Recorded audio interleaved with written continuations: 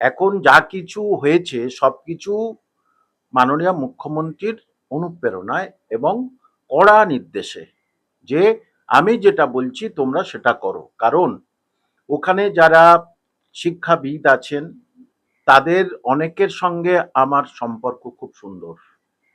হ্যাঁ, তারা জীবনে কোনোদিন এরকম ধরনের ছাত্র বিমুখ, সমাজ বিমুখ এবং স্কুল সার্ভিস কমিশনের একটি বদনাম হবে সেরকম ধরনের স্ট্র্যাটেজি তারা কোনোদিন তৈরি করতে পারে না। কারণ এটা কোনো শিক্ষিত ব্যক্তির মস্তিষ্ক থেকে আসতে পারে না।